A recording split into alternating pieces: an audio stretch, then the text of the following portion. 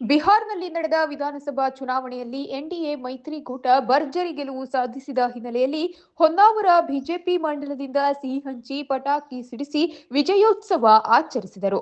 ಮಂಡಲದ ಅಧ್ಯಕ್ಷರಾದ ಮಂಜುನಾಥ್ ನಾಯ್ಕ್ ಮಾತನಾಡಿ, ಪಕ್ಷದ ಗೆಲುವಿಗೆ ಕಾರಣರಾದ ಮತದಾರರಿಗೆ ಅಭಿನಂದನೆ ಸಲ್ಲಿಸಿದರು.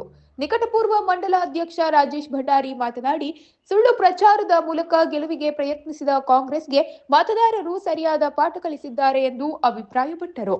ಹೊನ್ನಾವರ ಮಂಡಲದ ಅಧ್ಯಕ್ಷ ಯೋಗೇಶ್ ಮೆಸ್ತಾ, ಪಕ್ಷದ ಭರ್ಜರಿ ಗೆಲುವಿಗೆ ಹೊನ್ನಾವರ ಬಿಜೆಪಿ ಮಂಡಲದ ಎಲ್ಲಾ ಕಾರ್ಯಕರ್ತರು ಸಂಭ್ರಮ ಪಡುತ್ತಿದ್ದೇವೆ ಎಂದರು. ಈ ಸಂದರ್ಭದಲ್ಲಿ ಹೊನ್ನಾವರ ಪಟ್ಟಣ ಪಂಚಾಯತ್ ಅಧ್ಯಕ್ಷ ವಿಜಯ್ ಕಾಮತ್, ಉಪಾಧ್ಯಕ್ಷ ಸುರೇಶ್ ಹೊನ್ನಾವರ್, ಪ್ರಧಾನ ಕಾರ್ಯದರ್ಶಿ ಗಣಪತಿ ಗೌಡ ಚಿತ್ತಾರ್, ಮುಖಂಡರಾದ ಎಂಜಿ ನಾಯ್ಕ್, ಶಿವರಾಜ್ ಮೇಸ್ತಾ, ನಾರಾಯಣ್ ಹೆಗಡೆ ಅರುಳಿ, ಗೋವಿಂದ್ ಗೌಡ, ಪ್ರದೀಪ್ ಮೇಸ್ತಾ, ಶಾರದಾ ನಾಯ್ಕ್, ಪಟ್ಟಣ ಪಂಚಾಯತ್ ಸದಸ್ಯೆ ಸುಜಾತಾ ಮೇಸ್ತಾ, ಮಹೇಶ್ ಮೇಸ್ತಾ, ಸುಭಾಷ್ ಹರಿಜನ್, ಗಣೇಶ್ ಹಳೇರ್, ಮಹೇಶ್ ನಾಯ್ಕ್, ಭಾಸ್ಕರ್ ಭಂಡಾರಿ, ಗಣೇಶ್ ಸಾರಂಗ್, ಹರಿಶ್ಚಂದ್ರ ನಾಯ್ಕ್, ಉಲ್ಲಾಸ್ ಮೇಸ್ತಾ ಮತ್ತಿತರರು ಪಾಲ್ಗೊಂಡಿದ್ದರು.